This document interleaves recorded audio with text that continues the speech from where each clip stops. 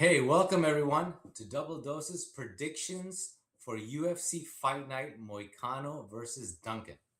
I want to give a shout out, this evening first to our Mexican audience who've been like super engaged lately. Hey, muchísimas gracias. Now, let's get to the top of the card. Bad Jim, what do you think about Moicano versus Duncan? First, since we're doing shout outs, we're going to say shout out to our new growing audience in the Philippines. Mabuhay! Salamat! Come on, man. You know, we got to love the fact that there are combat sports fans all over this world, and we're all waiting for the next great Mexican champion and the next great Philippine champion. But let's talk about this card, which is really super simple. Brazilian number 37 loses to Chris Duncan, a true Scottish brawler. Right, his nickname is The Problem.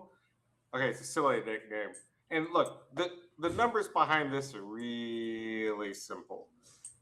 And while we want to avoid doing MMA math, Moicano just looked like his last good moment was 2 years ago against BSD, who didn't even look like himself. If you watch the BSD fight, BSD looked like a thinner, less stout, less capable, slower version of who he is today. Like, if you compare the fight against Moicano to any of BSD's last two fights, two different fighters.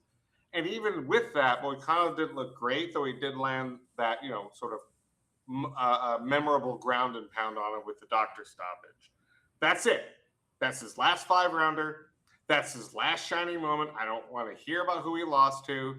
All I know is he looks like trash, and he's pretty inconsistent, and he's something of a decision merchant.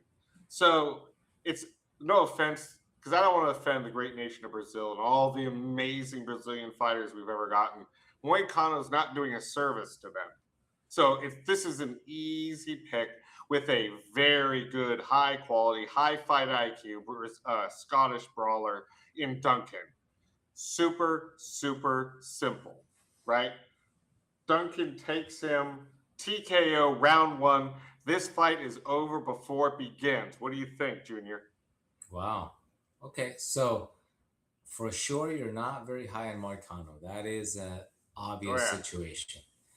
But, okay, so the UFC must be really high on Duncan here to give him a top 10 already, even considering his 4-fight win streak. He's coming from, much lower rankings, and he's getting a top 10 guy. I'm going to say that for sure, his win over McKinney got him this fight. Okay, that was one because McKinney was surging. He was looked at as a very exciting guy, and, he stopped him. So that's really what propelled him, I think, to fight Moicano. That aside, Moicano, okay, so we all know that Duncan is a brawler, okay? In the McKinney fight, he was getting lit up, man. He was being dominated and he was being tagged, but he found a way to turn it around, take the damage, put it back on McKinney, and then eventually use that to finish him off with an anaconda choke, which was completely unexpected. Moicano, on the other hand, has only lost to top fighters, man. If you really think about it, I mean, you're so down on Moicano, but let's look at his losses. His losses are against Fiziev, Dos Anjos, Islam, and Dariush. Okay? That's it. Those are his losses. Moicano is a technical fighter. Duncan is a hard-headed puncher. So who will prevail? Now, if Moicano had more power, this would be easy. But he's a volume striker. So this makes it a lot more intriguing. So you have to choose how the fight's going to go and whether Moicano is going to get caught or not. That said, I'm still going with Moicano because Duncan doesn't seem to have any idea on how to defend strikes. The guy the guy tries to bruise the other person's hands with his face. Okay, so I think in this particular exchange, I think Moicano's going to wear out Duncan. Before eventually taking him down, taking his back, subbing him. I call Moicano with a sub in the third. Let's before we shift, right? You brought up Fiziev. That's ancient history. That's back when people couldn't spell Fiziev's name, right? And he lost to Dariush, Mr. Glass. His last two fights are two horrific, nightmarish knockouts, right? And yes, because he lost to Makhachev, everyone loses to Makhachev. Good fighters and bad fighters. I don't. Yeah, so if so, Volk, like you name all the ones that have lost to Makhachev, okay? And when Topuria is beaten by Makhachev, that will happen. That's a guaranteed lock from yours truly, right? What we end up here is just a reminder that everyone loses it. I would just lay out there, because I don't think anything's wrong with the analysis. Your analysis is spot on. You're right. Volume striker. Duncan eats punches for breakfast, and that works for a period of time in someone's career. And at some point, you realize you have no defense and you become glass. Understood. I just think it's two different trajectories. Whatever brief moment in the sun Moicano had, he's on this downward spiral. Dariush is a terrible loss for him, and Duncan is on the upswing. As long as the damage he's collecting doesn't end that swing on this fight, he'll swallow all the punches, the little pitter-patter volume. Hey, 2 words for Moicano, Lerone Murphy. Enjoy the pitter-patter. We'll see you on the mat, right? But I mean, I understand it. I agree with you. At least Moicano's done 5 rounds. At least he did 5 rounds. Duncan hasn't seen 5 rounds. I'm not sure he can count the 5, but right, it's hard to train for the unknown. So I hear you. I still got to stick with him. But good point. Why don't you take us into the next fight? The next one is, I know we were joking about it after work. But why don't you tell us what you think about Googly Eye and Ricci? Okay, so this is a situation where you basically have 2 female fighters that are trying to do the same thing. Okay, if you remember Ricci, I mean, her biggest win was recently against Ribera, right? And what she did was she continued to press her against the cage, and she was, able to land this. Ribas. Ribas. Okay. So you have 2 grapplers here, right? They have a propensity to go to a decision. But the only reason that Ricci was able to put Ribas away, in my opinion, Ribas was winning to that point. But she pressed her against the cage, and she happened to land an elbow that went right into her eye socket. Okay, and Ribas just dropped. Okay, because that was really it. Now, I don't think that is going to make the fight against Jandiroba. And I'll tell you why.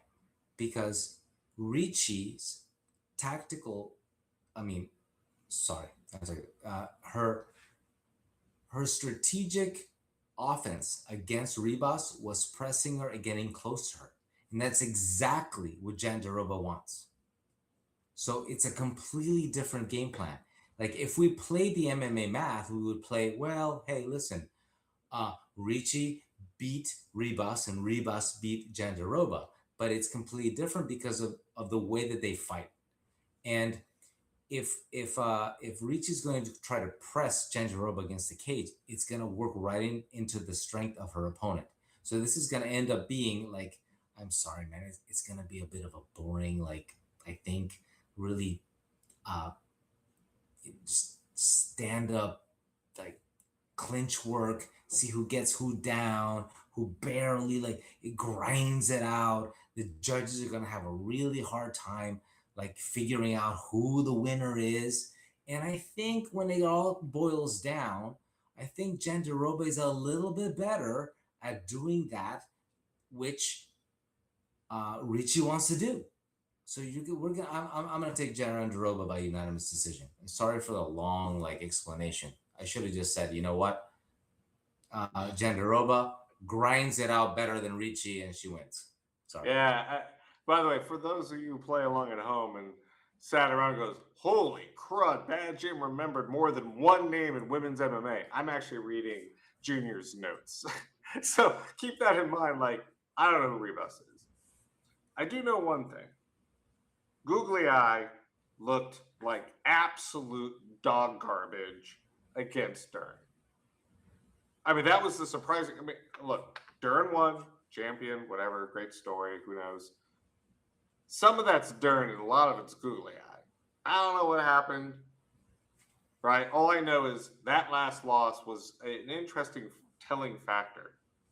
She is, by all measures, a decision merchant. She takes decisions like vitamins or hormones or whatever. All I know is the one sub she has is against two. Can you guess who her sub is against? Go ahead, Junior. Take a guess. We talked about it just a handful of weeks ago. Dude. It's against Dude. Right? Lemos. Wild, right? You're like, whoa, whoa, whoa, whoa, whoa, whoa, whoa. She can't get a finish, but all of a sudden can finish Lemos. This is where all reason and rationality break down. She should have beaten Dern, can't. Shouldn't be able to sub Lemos, does. Like all I know is up is down, left is right. There's no way to figure this out. And this is why I'm literally going to take Richie. I couldn't tell you 3 things about Richie. I mean, she's from Brazil. And I generally have a rule of thumb: take the better looking Brazilian. I know this sounds arbitrary and sexist, okay, but it's meant to elicit a response of Jandiroba hasn't done enough to earn the pick, therefore I award it in a decision. What do we say about decisions? Goes either way. Leave it in the judge's hands. Who knows what makes a judge want to pick one or the other? It'll be it could even be a split decision. It's going to be that close and that dumb. But I'll just say decision for Richie.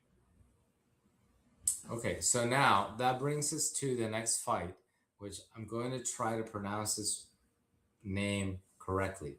I think it's Yakinaev. Okay, so it's Yakinaev versus Ribeiro.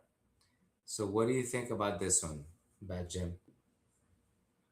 For those of you not fluent in Cyrillic alphabet, that H in there sounds like an N, correct? An H, yeah, an H can be an N. I'm not fluent in the alphabet that you described. So correct. Yeah. If an H in Cyrillic, I believe, which is Russian and Slavic languages, can be pronounced as an M. Yeah, Yakniev. Right? Yakniev. Yeah, I believe so. Right. Hey, look, right, man. I'm just some dude on some YouTube channel. Okay, so enough of the old Sanskrit lesson or whatever. Let's get to the fight. What part of the world are you in? But anyway, dude, I'm just you're just moving us along. Dude, you're pulling some Rosetta Stone. Okay, we need to get to the fight, all right? Time's a ticking. So time's a ticking. We got somewhere to go. Hey, I got you. Not Rosetta Stone. Not Rosetta Stone. Listen, this is not a fight, it's a human sacrifice. Okay. While we don't know as much about Yakniev, or just call me Yakov Smirnov, right? Just call me Yakov. We do know that Ribeiro loses to good opponents. He does one thing well, losing to good opponents. And he looks bad while doing it. Like, there isn't put like this. Even if you're losing, you should be measuring your success in whether or not you are controlling any part of your game, right? If your strategy is earlier, we're discussing work up against the cage, maybe clinch work, right? You get your shots in, you get your takedowns in, setting pace, whatever it is, right? Cutting off angles, like whatever part of your game you want to control, even if it's just control time, you want to execute that at least at some point each round, okay? To lay a base for a win. This guy, Brazilian number 23, like Moicano, doesn't ever seem to be able to get his game going. If you could, you'd at least have a moment in each of your losses against good opponents. He does not ever once do that. Now, being able to get any amount of control ever in your game against sloppy, terrible opponents is barely worth the time of day. There is nothing in this fighter that tells me even for a minute he can withstand the onslaught of what little information we have against another Ev. This Ev takes him out without a doubt. And of course, he's an Ev. He can grapple. Round 2 submission. Why isn't it round 1? Look, Yakovlev or Yakov Smirnov, whatever his name is, he's still new to this UFC thing. And he's still feeling his way through it. He may, by his own design, be hesitant and want to be careful against, an opponent who just looks mean, right? He just looks mean. Who knows why, right? We don't know the coaching aspect of this. I've seen this before where they're not sure what to do. So they're like, look, I know I can sub the guy, but I don't want to get caught the wrong way with the wrong guy at the wrong time. By the way, the guy's probably got some Brazilian black belt. So he's like, I got to be careful. You never know. So that's why I think it's round 2. What do you think? I agree with you that this fight isn't going the distance. It's a bad matchup for Ribeiro. Yakovlev is good on the feet and on the ground and with submissions. And this is a fighter who's a fast starter and he's allergic to decisions. I'm taking Yakovlev by submission in the first round. Quick note for everyone following along. We've been skipping the AI pick. We will, at the end of this, we'll just quickly run through the AI picks, but you see them on the screen, and there's a lot of alignment, and we'll explain why that's a little bit different going forward. So hey, look, Junior, this is, I think, a secretly awesome fight. Why don't you take us through you and Esteban? Okay, so, all right, here we have undefeated Esteban facing relatively newcomer Ewing, right? Who himself is on a 9-fight win streak. Okay, interesting in this, Ewing is the slight favorite. Okay, even though he has less UFC experience. So the UFC again must be high on this guy and is trying to give him his first big exposure or second big exposure, like building him up. Unfortunately, I don't think this goes well with a betting audience because one thing that I haven't seen Ewing do well in his previous fights is deal with takedowns. He isn't very good at defending takedowns from what I've seen. So I think that Esteban is going to try to take him down because he is actually seeking those things in his fights. He wants to keep it well-rounded. So I think this is going to be, you're very high up on this fight. I think it's going to be a little bit more lackluster, and I'm picking Esteban by unanimous decision. So the reason I'm high on it is that I'm just going to double check one thing, is that Ewing looked great, if I'm not mistaken. He's the one who came out of nowhere on the MSG card, local boy, local regional scene, and played way above his weight. I got that right? Regarding MSG? I'm not sure.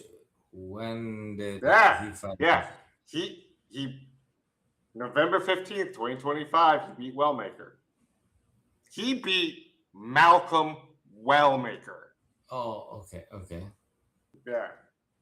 And I think that's a sort of an important point, right? And on our friend with Rafael, so you understand, that's a big card to come out of nowhere as a local guy and take out a hot prospect. Like, that was like what the F did we just see? And now to our friend Esteban. Listen, there's a theme emerging on this card. And I'm sorry, again, I don't mean to be disrespectful. This is like random assorted bin of Brazilians that are just thrown onto a card. He's looked average fighting average fighters. Okay? Why am I picking it? And I think from what little I do know, this is going to be one of those stat differences you and I may have. I actually think I think Ewing has better takedown defense than I think maybe he gave him credit for. And I think that's what stops and confuses Esteban. If Esteban takes the one thing he thinks he knows how to do, Ewing's going to be like, okay, I got you. And this is in other words, Esteban showed he can go toe to toe with what should have been one of the hottest prospective strikers we've got. And if he could stuff the takedowns of, this guy, we're going to find ourselves with another wonderful, wonderful fight. It's rare to find a regional scene walk on be awesome. I'm going to keep the dream alive and go with Ewing round 2 TKO. It might be a round 1. I don't think Esteban. I think he can hit him. I don't think Ewing will even register the punch. Okay, so this brings us to the next fight: McMillan versus Zucchini. Zucchini. What do you think of this one? Zucchini. You say potato, I say potato. Give it a go. Yeah. Simple coach math. Tim Welch plus Sugar equals Tommy TKO round 1. If you didn't watch this guy's Contender Series, I don't care if you want to criticize Contender Series. I don't care if you love it. Find it, watch it, study it. It is bloody. It's terrible. We thought this guy got killed in the ring. Not joke. His head got twisted around like Linda Blair in The Exorcist. Slips out of a choke. We don't know how. Literally, body's going one way, body's going the other. He gets out of a choke. Looks like he passes out, turns purple, stands back up, bloody, fights the rest of the fight on the front foot, marching forward, covered in blood, with his arms at his side, screaming at his opponent. I don't know if there's something wrong with this human being. All I know is you aren't going to beat him because he's also technical. You think Tim Welch is sitting around just saying, okay, scream a lot. It's all going to work out. He's a technical fighter. He punches for power. He's like a bushy-haired Sugar. Well, I guess he's bushy-haired too. I can't tell you more than that because we've only seen him once. And the reason why it took so long, he's been in the hospital I don't know how long. This guy has more support than I think we know. Oh, I got to do the screen. That's what I got, man. I don't know anything about Zucchini. It doesn't matter. He's going up against McMillan. What do you think? Well, this is another Contender Series coming out party. In this case, it's McMillan. Okay, this time you basically have an undefeated fighter in McMillan going up against a striker with a single UFC fight, and that fight was a UFC loss in Zucchini. Man, this is a really good matchup for McMillan. Okay. I'm looking for McMillan to press, but then take Zucchini down to his world. Yeah. I'm not expecting this to be a stand-up fight because otherwise then McMillan isn't being smart. And I'm going to give him the benefit of the doubt. Just take Zucchini down, McMillan by submission in the first. The only reason I would push back on the submission, you got 6 inches of reach. Use it. Right? Like, I get it, but why risk a takedown? You're going against, you don't know what it's like on the ground. You know you got 6 inches of reach. I'm expecting him to use his reach to close the distance, to take him down where Zucchini does not want to be. Believe you me, Zucchini is not well versed on the ground, and that's exactly where he has the biggest disadvantage, and that's where he's going to be taken out. Can we agree on one thing? McMillan needs to get a haircut. That's just, he looks like a mushroom. That's all I'm going to say. Hey, why don't you lead us off on the next fight? Okay, and this is the first. Okay, we have Delano versus Ruchala. This is the first Contender Series coming out party of the whole event. Look, Delano is a volume striker, okay? He's got very good accuracy and even better defense on the feet. Ruchala just isn't that great on his feet, and man, he's not going to be able to take a Delano down because Delano is well versed in takedown defense. man, I think Delano just makes a successful debut and wins by KO. I don't know, in the third round. Third round. Yeah, Rich Hollow's bad. I can't think of anything good to say. You know, I think it's more of a round one. The one thing is Richala just gets hit way too much. His strike defense is non-existent. It's pretty bad. And yeah, Delano is. Yeah, I mean Delano's just going to work him. And by the way, Richala's got zero reach. He has no arms. That's what I don't know. That's what the UFC said. Something like that's all I got, guys. That's all I got. He's got zero reach. No, I mean seriously. So look, we all know Delano's going to win. Even AI knew it. AI's got it in decision, and that's I don't know how. Like, good luck on that. But yeah, it's obvious that the winner is going to be Delano. I think that, but that's why they're going to open the card with it. It's going to be bam. That's why I think we both would pick a. Tell me if I'm wrong. You and I would both pick a TKO because it's a great way to get a bam at the opening of this Apex card. Here you go. Here's your knockout. Let's see what happens when we get to some of these decisions. What do you think? Do you want to jump into just recap some of the AI stuff? You're the AI guru, so why don't we do this? Let's take it from the top of the card. Just say who AI has and by what, and we'll wrap it up. Yeah, so real quick, everyone. One note is there was a major change in the underlying AI model that we're using. And again, we're not paid to say who it is, so I'm not going to tell you who it is. But we've done a lot of work on the prompting, and there was a giant technical change that just got released to a handful of folks. So I'm expecting this to get even better. So let's just kind of walk through this, right? It's picking Moicano in a sub, which aligns with, Junior. And one of the big reasons is it just really gives a lot of emphasis in this model to that particular skill set versus, let's say, average striking. So it's outweighing what it would consider to be great grappling versus average striking. I don't know how it did it. That's what it said. Right. Obviously, it takes Jandaroba in a decision, but I think we all said that's a coin flip once you hit. We all agree on decisions. Yakiev, again, goes with Junior and says a round one sub. Esteban in a decision again, right? So you see, this thing is really, if you're agreeing with Junior, you got to be smart. That's all I got to say, right? And McMillan goes with me on a round one knockout versus a round one sub. Again, not to overpraise Junior here. I know in my heart Junior's right. Okay, I'm just going with the knockout because I think he can do it. But watch for that dark horse. Anyone out there betting? Circle that one as your dark horse. Take the sub in the first. You're going to make some money. It is what it is. And then we all agree on Delano being in favor, but it's actually taking a decision. I think it's worth for just 1 minute to try to figure out why. And it gave us some notes, right? It really puts a lot of stock in Delano's team, right? But it actually believes that Ruchala may not have all the skills, but has a fight IQ. And that fight IQ will keep him in the match long enough to just grind it to a decision. He knows he can't beat him straight up on technique or capability. And according to AI, it's saying, you know what? He's just going to basically use that IQ to avoid any major finishes and just ride the wave and pray for a decision. Well done. That's it. Well done, AI.